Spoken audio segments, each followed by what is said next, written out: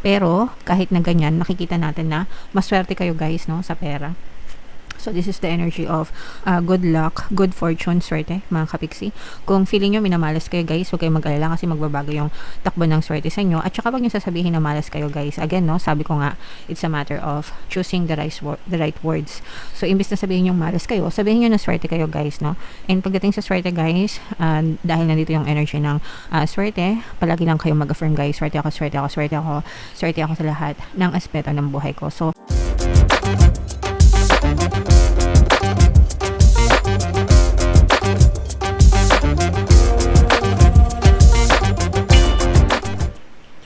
hello guys, hello Capricorn, money come to me. Ang pamagat ng episode natin for tonight is money reading para ngayong November para sa Capricorn, Sun, Moon, Rising sign and Venus. Unahin natin tong deck na to guys. Ito yung mga money manifesting techniques para sa inyo. Mga kapiksi, meron tayong choice. So, even when money is scarce, avoid such statements as I can't afford to buy this or I don't have that kind of money. They reinforce a sense of lack. It's better to tell yourself, I choose not to buy this at this time. So, pag sinabing choice, mga kapiksi, yun yung mga choice of words nyo, no? Yung mga salita na binibitawan nyo pagdating sa kaperahan, pagdating sa kabuhayan nyo. Even if it's a fact, pero negative siya, wag nyo nang ulitin, wag nyo nang ipagdiinan. Kasi the more na pinagdidiinan nyo siya, the more as tinatanggap nyo siyang totoo sa buhay nyo. And what you believe to be true will always be pushed out in your physical reality. So, yung mga palagi nyong sinasabi guys na mahirap lang ako, wala akong pera, hindi ko kayang bilhin yan, palagi akong kinakapos sa sahod, yung mga ganun guys, ang malas naman, ganyan. So yung mga ganun, kahit na totoo sa buhay nyo kasi na-experience nyo, wag nyo nang sabihin ng paulit-ulit, okay? Again, kapag paulit-ulit nyo siyang sinasabi guys, the more na tinatanim nyo siya sa isip nyo, the more na tinatanggap nyo siya sa buhay nyo. And kung ano yung mga tinatanggap nyo totoo, yun yung napupush out sa inyong physical reality. So, imbis na ganun yung sabihin nyo, just tell yourself na, okay lang yan, makakaraos din ako, aasenso din ako, yayaman din ako, uunlad din ako, mabibili ko din yan, mabibili ko din lahat ng gusto ko. Okay? So, even if it's in the future tense, it doesn't matter as long as you feel positive about it, mga kapiksi. Okay? And at the same time, nababawasan yung resistance nyo pagdating sa kaperahan, guys. So, again, it's a matter of choosing the right words. Yung pinaka ayaw na ayaw kong naririnig sa lahat is yung sinasabi na wala akong pera. Okay? Wala akong pera. Yan. So, kahit na totoo, huwag nyo nang sabihin mga kapiksi. Kasi the more na sinasabi nyo wala akong pera, parang pinagtatabuyan nyo lalo yung pera sa buhay nyo. Parang lalo nyong sinasabi na, sige, wala akong pera. Okay? Wala akong pera. So, nagiging block siya, money block siya mga kapiksi. Kaya, again, kahit totoo, huwag nyo nang sabihin. Instead, baliktarin nyo and imbis na sabihin nyo na wala akong pera, sabihin nyo na magkakapera din ako. Okay? So, nagets nyo ba? Sana naintindihan nyo mga kapiksi. Pero yan yung money manifesting technique para sa inyo guys. So, shuffle natin to. Hanapin natin yung energy ng money at saka yung energy ng Capricorn. Habang sinashuffle ko to guys, panoorin nyo muna yung video natin regarding sa ating paano mag-manifest ng abundance video cards. Kapiksi, sawa ka na ba sa mga struggles at hirap sa buhay mo? Masipag ka ba at masikap sa buhay ngunit hindi ka pa rin umaasenso? Ilang beses ka na bang nag-attempt mag-negosyo at mag-invest pero palagi ka pa rin nalulugi? Sa pagkakataon na ito ay maaaring may subconscious beliefs ka na nagiging balakid sa iyong pag-unlad at pagyaman. Introducing, paano mag-manifest ng abundance video course. Dito ay matututunan mong ma-overcome ang mga balakid mo para tuluyan ka ng umunlad, umasenso, sumagana, maging matagumpay, successful at maswerte sa iyong kabuhayan, pera, trabaho, negosyo, salapi at kaperahan ng bonggang-bongga. Dali, mag-send na ng email sa pinoypixie@gmail.com at simulan na ang iyong pagyaman ngayon. Alright, so sa lahat ng gusto mag-avail ng course guys, naka-flash sa screen nyo. Una, meron tayong paano mag-manifest ng abundance video course, paano mawala ang third party at magkaroon ng harmonious na relationship, and paano pabalikin sa extra vice breakup. Sa mga interesado guys, mag-send lang kayo ng email sa pinaypixitayo@gmail.com. And sa mga naghahanap ng pampaswerte guys, Aventurin tsaka Sutrin yung recommended ko, may makikita kayong mga link sa description box. So, Capricorn, kayo ay represent ng Queen of Pence. Ito yung ating money energy mga kapiksi. Latag natin yung spread nyo. Wow, grabe. Sa mga hindi pa nakakapanood guys ng ating 2026 Pick a Card Kapalaran, punta lang kayo sa homepage natin guys. Naka-upload na yung video nyo. So, this is both negative and positive. Pero this is more on positive actually. Meron presence dito guys ng water sign, Cancer, Pisces, Scorpio. So, for some of you guys, maaring may water element kayo sa inyong natal chart or you may be dealing with another water sign. Ito guys, nakikita natin na yung iba sa inyo maraming pasan-pasan sa balikat.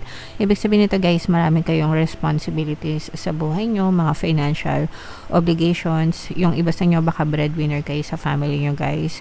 O kaya naman marami lang talaga kayong gastusin, baka maraming umaasa sa inyo mga kapiksi. Pero kahit na ganyan, nakikita natin na maswerte kayo guys no sa pera. So, this is the energy of good luck, good fortune, swerte, mga kapiksi. Kung feeling nyo minamalas kayo guys, huwag kayong mag-alala kasi magbabago yung takbo ng swerte sa inyo. At saka wag nyo sasabihin na malas kayo guys. Again, no, sabi ko nga, it's a matter of choosing the right words. So, imbis na sabihin yung malas kayo, sabihin nyo na swerte kayo guys, no? And pagdating sa swerte guys, dahil nandito yung energy ng swerte, palagi lang kayo mag-affirm guys, swerte ako, swerte ako, swerte ako, swerte ako sa lahat ng aspeto ng buhay ko. So, tuwing sinasabi ko yan guys, every time na sinishare ko yan sa inyo, natatanim siya sa subconscious mind ko, and ang dami ko ng experiences na talagang sinuswerte ako sa buhay mga kapiksi, and kaya ko siya palaging sinishare sa inyo para gayahin nyo din, no? Copy paste nyo lang yung mga affirmations ko guys, i-type nyo na rin sa comment section. May mga dadating na kontrata sa inyo guys. Ito, kung meron kayong mga in-applyan na trabaho mga kapiksi, maaari kayong makatanggap ng update, balita mula dun sa mga application nyo guys. Kung meron kayong mga papeles na inaasikaso, kung meron kayong mga project, mga kliyente na nilalakad, nililigawan, medyo matagal siya guys, no? Parang very slow yung approval, very slow ligawan yung kliyente, very slow mapa-oo yung kliyente. Pero kapag umuo yan, sure win kayo dyan mga kapiksi, kasi hindi na yan magbabago ng isip, and mako-close nyo yung mga magagandang kontrata, mga magagandang deal sa mga kliyente na yan guys. So, sa mga kapiksi natin ng mga freelancers, no, ligawan nyo lang ng ligawan yung mga kliyente na yan, mapapasagot nyo rin yan, mapapasain nyo rin yung kanilang matamis na oo mga kapiksi. Alright? And for some of you, maaaring meron din kayong mga kailangan pagdesisyonan. I'm sensing na this is more on investment mga kapiksi. Bago kayo mag-invest guys, make sure na you gather more information dun sa mga ini-investan nyo. Make sure na kayo imbestiga, no? Make sure na legit yung mga pinapasukan nyo para hindi kayo matakbuhan or ma-scam pagdating sa pera mga kapiksi. Alright? So, what else? Meron ditong present. Ayan, no? These are very rewarding. This is very rewarding. Yung iba sa inyo guys, no? Bonus season ito guys. Bonus season, bare months guys. So, alam nyo na. Yeah, so yung iba medyo hitik na sa bunga. Ito guys, na ma-manifest nyo talaga to, no? Medyo hitik na sa bunga yung inyong mga tinanim, mga kapiksi, and mag-aani talaga kayo ng mga matatamis and mayayabong na bunga at mga biyaya dahil sa inyong mga pagsisikap at pagtsatsaga sa buhay mga kapiksi. Yung iba, dahil nga ito ay bare months guys, yung iba talagang literal na nakakatanggap na ng mga 13th month, mga bonus, mga incentives sa mga pinapasukan nila.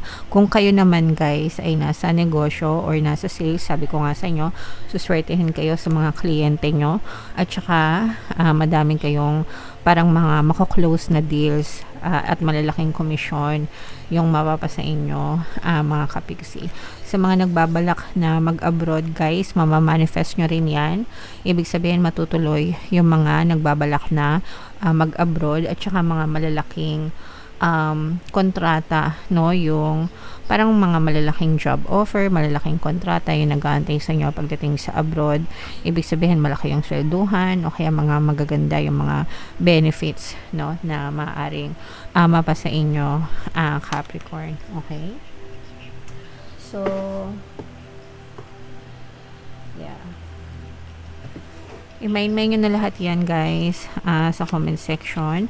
Mga kapiksi, yung mga manifestation na yan, pag-abroad, tag-ani season, harvest season, mga swerte sa kaperahan guys, okay? Bubunot lang tayo ng isa pang card dito guys para sa inyong additional na mensahe or motivation para sa inyong Capricorn. I am a spirit having a human experience and I'm here to get closer to love. Lahat naman tayo guys, we are all spirits in a human form. So, kung ano man yung mga lessons na matutunan natin sa buhay natin dito sa earth habang nasa human form tayo, enjoyin lang natin mga kapiksi, okay? Enjoyin lang natin yung buhay natin. Be happy, have fun. It's okay na maging responsible tayo sa mga obligasyon natin sa buhay natin, pero have fun din kasi deserve mo rin na maging masaya mga kapiksi. Alright? Okay, so yan yung additional message for you guys. Comment down below if naka-resonate kayo guys, and ito yung ating i-mind nyo na lahat ng mga magaganda dito ha. 2026 kabalaran, panoorin nyo na. Ito naman yung ating success stories ng paano mag-manifest ng abundance video course. Thank you for liking, sharing, and subscribing guys. See you next time. I love you all. Have a nice day. Bye-bye.